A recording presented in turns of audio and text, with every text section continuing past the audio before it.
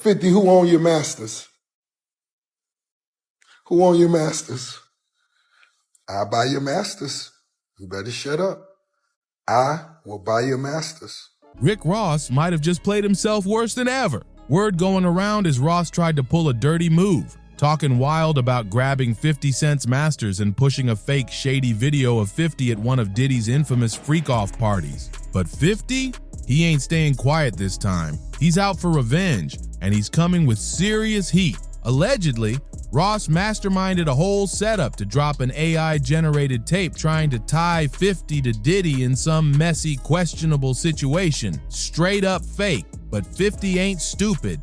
He peeped the game fast. Yeah, he's having a good time. He's partying, got bottles. Right? And start the fight is not doing as well. Only just 3 niggas is the picture. You got rich niggas, you got tough niggas, and they easily become collateral. And now he's loading up with serious ammo. This ain't no internet back and forth. He's coming for the throat. Insiders say 50 is collecting receipts, digging deep, and planning something explosive. And here's where it gets even crazier.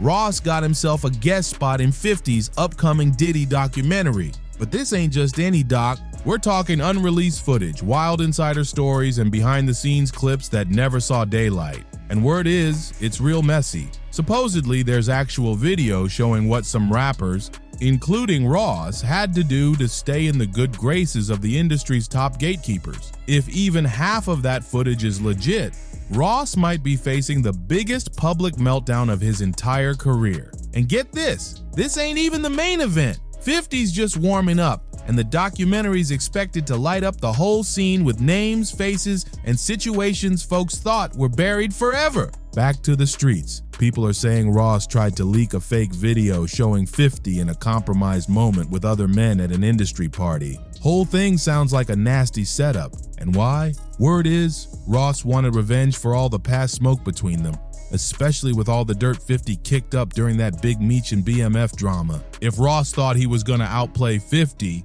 he might have just triggered the biggest clapback of the year. Things are about to explode, and this time, 50's not letting anyone slide. Back in March, Ross was already throwing shade at 50, talking slick online, clowning him about money issues, and even bragging like he was about to buy 50's masters. But now, Ross tried to level up with a whole new low, plotting to drop a bogus AI video. And guess what? That move straight up blew up in his face. 50 caught wind of the setup before it ever saw daylight. Shut it down, no hesitation. He blocked the whole thing, quick, and now 50's deep in revenge mode, and Ross don't even know what's creeping up on him. Sources say 50's got a real tape. Yeah, you heard that right, a legit one. And this time, Ross is the one caught slipping. The footage supposedly ties Ross to a whole different type of situation. And if it's what people are whispering, it's bad, like career-ruining bad. The tape allegedly shows Ross in a moment that links him even closer to Diddy, and not in a good way. This ain't just he said, she said, this is visual proof. And if 50 drops it, it's game over. Insiders say Ross might be featured in 50's upcoming Diddy Expose docu-series, and if that tape ends up being part of it, it's gonna hit the industry like a bomb. Reputations could get shredded in seconds. And that Ross-Diddy connection? Folks been side-eyeing that bond for a minute now. When those disturbing headlines about Diddy started popping up everywhere, 50 didn't waste a breath. He jumped straight on Instagram, posting a shady clip that had everybody talking.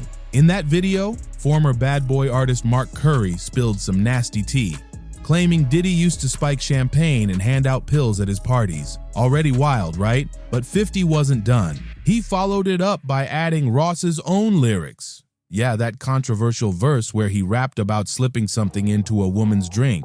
Then 50 dropped the lyrics on the timeline with a screenshot and hit it with a blunt caption, "What the F?"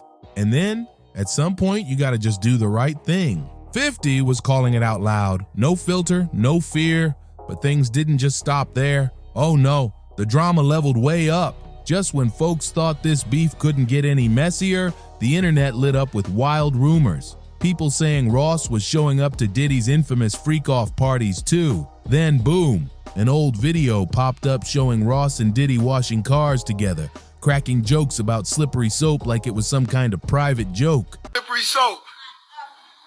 You know, I actually washed the car because I'm supporting my brother. I'm not just buying slippery soap. I'm actually using it myself. So, yo, just stay tuned to see Diddy and Rose wash the car. Brother, Ricky Rose, you a hustler, mother, man. Woo! I know you for a long time for helping me with Ciroc, to just like watching your whole get down. You a hustler, mother.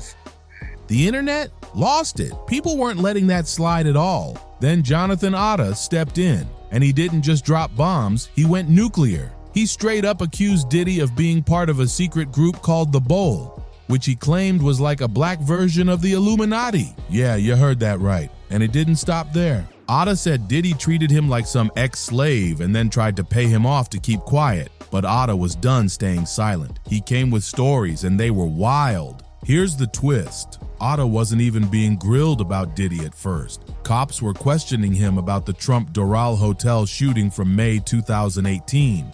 But while under pressure, Otta started dropping Diddy's name, and the whole conversation took a wild turn into conspiracy chaos. According to the Daily Mail, before the shooting went down, Otta had worked as an exotic dancer and adult film actor for a site called Dancing Bear, which is infamous for showing wild party scenes with women and men in bear costumes doing, let's just say, too much. Now pause and think about this. Cassie, in her lawsuit, claimed Diddy forced her into freak-off parties with male staff.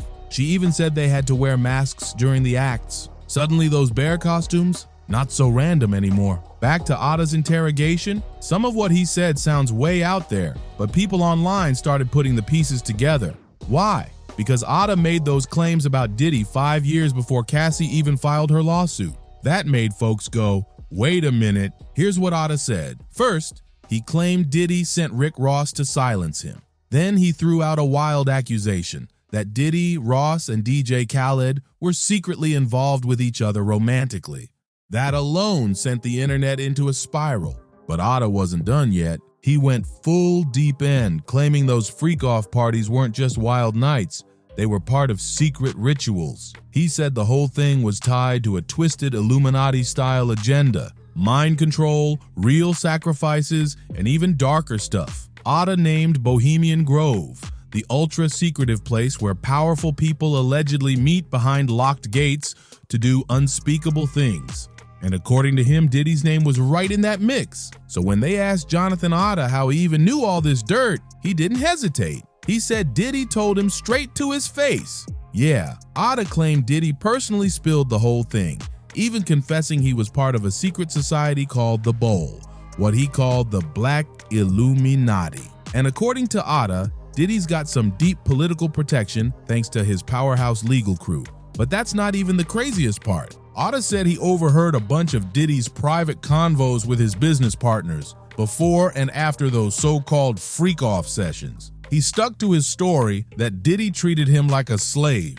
And then, boom, he dropped another grenade. Otta accused Diddy of giving him an STD and claimed they settled it quietly with a multi-million-dollar hush payment. But here's what really got the internet spinning. Otta said all this years before Cassie ever filed her lawsuit.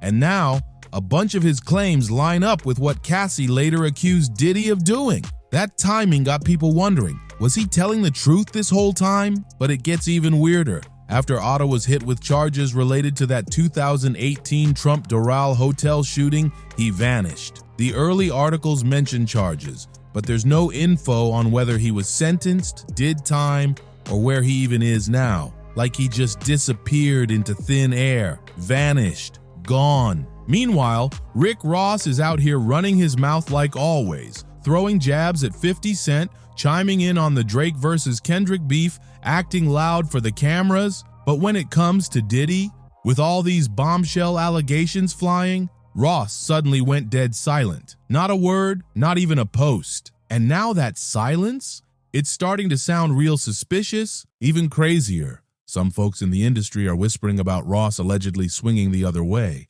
And it's catching fire again after an old interview resurfaced online. Comedian Corey Holcomb claimed Ross was getting a little too cozy with his male driver. The streets started buzzing instantly. Then Ross's Kemp jumped in and lit the match. She didn't hold anything back. She blasted online, "I know you on them tapes. Freaky B, I know you is. 10 kid having MF. I ain't letting off you." Now that had everybody doing a double take. Ross might be talking slick about other rappers, but this silence around Diddy, it's getting real loud and real suspect. She dragged Ross bad, came for his whole ego, said, "Why you so quiet now? Nobody's checking for your Louis bags or flexing on your sneakers. Ain't nobody impressed with your private jets. You low on clout." Then she hit him with that knockout. "Go hug Diddy and ride that bike with him." Total flames. Then Ross, not one word back, dead silent. Ghosted like always whenever someone brings up his name next to Diddy's. Every single time that topic pops up, Ross vanishes, like he's scared to speak on it. But here's where Ross really messed up. He poked the wrong bear. If the internet talk is even halfway true, 50 Cent's about to go nuclear with Payback. This ain't just about today.